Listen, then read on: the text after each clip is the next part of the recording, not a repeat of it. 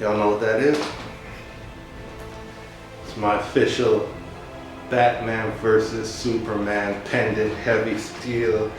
I got this from a very awesome astrologer by the name of Venus Lotus. She sells some, not just cool superhero stuff, she also sells very important stones that I think people need. This is like my kryptonite and my Batman. But anyways, it's Michael Dorn again, and I recently watched the movie that everyone seems to be divided about, Batman versus Superman. Now, there are many things about the movie, you know, in terms of story, maybe the editing, the character of Superman, all this stuff that we can get into that's, you know, a problem with the movie. But for me, being who I am, a self-proclaimed time traveler, mind traveler, I'd like to talk about the scene. And if you haven't seen Batman vs. Superman, this is a huge spoiler, so I suggest you exit and come back and watch this video afterwards when you're very confused about certain things that you'll see in the movie. But for starters, I want to talk about the scene where Bruce Wayne is in the Batcave and he's decoding this little device that he has. He's breaking the encryption on it. And while he's looking at the countdown on his computer screen, he has a vision. In this vision, which is called the Nightmare Batman sequence, we see this kind of post-apocalyptic world that looks like it's pretty much taken over by paratroopers, which are the minions of Darkseid. And Batman is looking for kryptonite to defeat Superman. And gets set up. It's not kryptonite, it's actually a light bulb inside of the case made to trick Batman and kill off all his soldiers. Then we see Superman come. Well, Superman's soldiers come, they kill all of Batman's guys and then take Batman and 3 survivors hostage. Superman comes. Superman is angry, kills the other soldiers around Batman. You'll see him like tied up from the ceiling. And then he said something to him, and I'm paraphrasing this. He says something to the effect of, "She meant everything to me, and you took her away from me." Something to that effect. And then he puts his hand on Batman's chest, after unmasking him, keep in mind, and crushes his chest cavity. Doesn't mean he killed him, he just crushes his chest cavity, which is painful enough, you wish for death. As soon as this vision is over, boom! It doesn't, like, you don't even give Bruce Wayne a chance to relax. You just see the Flash now rip through like this vortex in time. You see like all this electromagnetism all around him. And he's telling Bruce Wayne that Lois Lane is the key and that he has to find them. By them, he's referring to the other members of the Justice League. And then he says something. "You were right about him. Find us." Then the vision's over. Now, to the average viewer, this just looks like an attempt to set up the Justice League and just throwing shit in. It doesn't really make sense. And, you know, the first time I saw it, I was like, that's kind of sloppy and trying way too hard. But I read something that I'm not sure really came from Warner Brothers, but they said something to the effect that Marvel fans, like the movie fans, have been dumbed down. I don't want to quote and say that he said that people are stupid, but he said that fans have been dumbed down because of these Marvel movies, which is interesting. And that Batman vs. Superman is not going to do good because it's too much of a smart movie. I've seen some dumb mistakes in that movie to call it smart, but there were some things that weren't spelt out for the viewer. So I'm going to break it down because I have a fetish for time travel and alternate realities and such. Okay, so let's start with this. We have, if anyone has seen Flashpoint Paradox, if either you read the comic or you've seen the animated movie, which is fantastic, probably the best one DC has done to date next to Arkham Asylum. It's about Flash existing in this alternate reality where things have gone batshit. And there's also Crisis on Two Earths, which I really think is more where they're drawing from, in a sense where Superman is the villain in this alternate reality. Okay.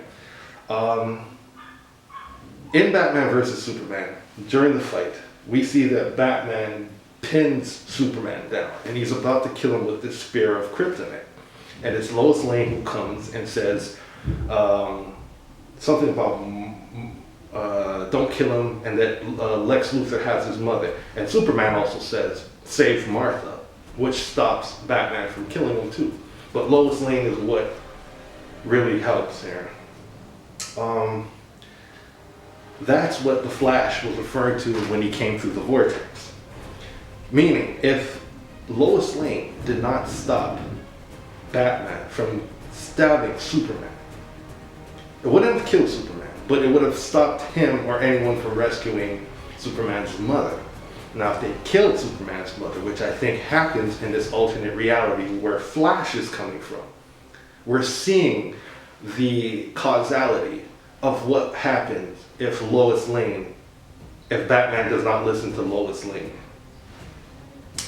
Superman now, he lost his mother, doesn't care about anything at this point. We already saw he didn't really give too much shit about humans, which is an interesting take on Superman, which kind of upset fans, but at the same time, if he's not human and he hasn't been with us that many years, maybe he just doesn't have that empathy that we expect him to have, that we're used to seeing from all the comics and the animated series. Maybe he's just not at that point yet.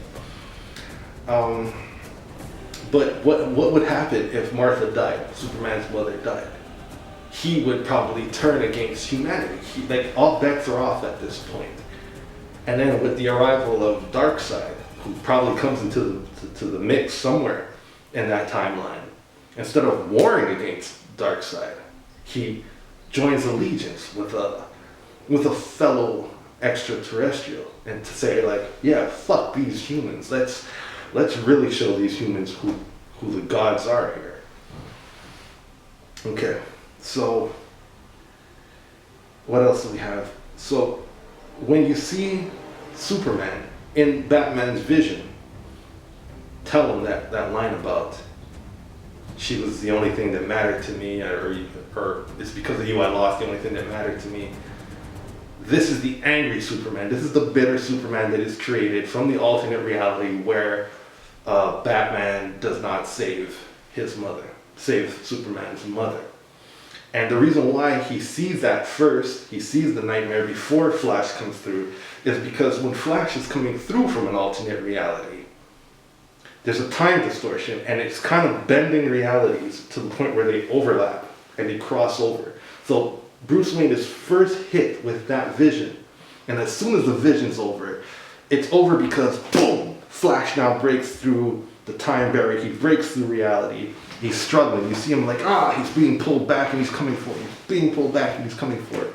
And it's all because Bruce Wayne is having this vision, all because the Flash is altering time. And probably he's with the alternate version of Bruce Wayne on the other side, which is helping to create this anchor, this connection between that Bruce Wayne and this Bruce Wayne.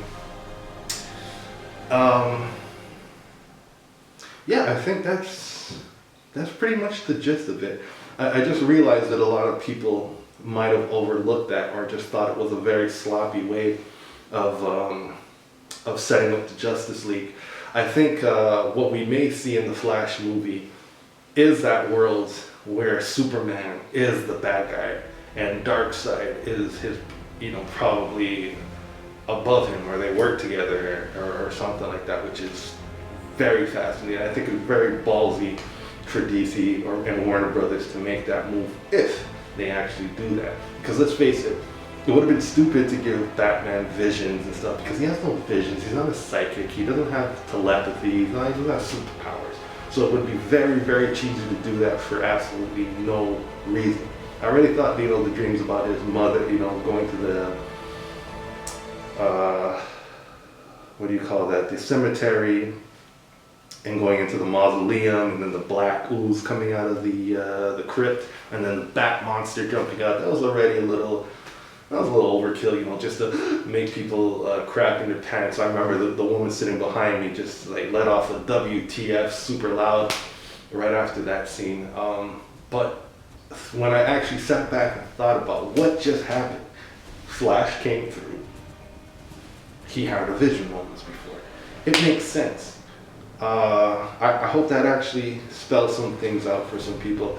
The other things that happened in the movie, which I don't know if it was due to bad editing or what, those are things that I just can't explain, but something as mind-boggling as quantum physics, I could actually explain. Go figure. Well, that's all I wanted to get off my chest for this video. And if you haven't seen the movie, you know, they're talking shit about, you know, the numbers going down about 68%. But it's not because people heard the bad news and didn't want to go see it. The numbers that they did in the first week was a reflection of how many people just went out. So the amount of people that would normally go out to see a movie in the span of 3 weeks, these guys did it in 1 week. So there's not much left. There's not many other people left to go out and see the movie. So that's why the numbers are actually dropping down. Don't be fooled by the media, whether it has to do with something like this or the bullshit that they put out trying to deceive us. Once again, thank you very much. Batman versus Superman, not mad at it at all.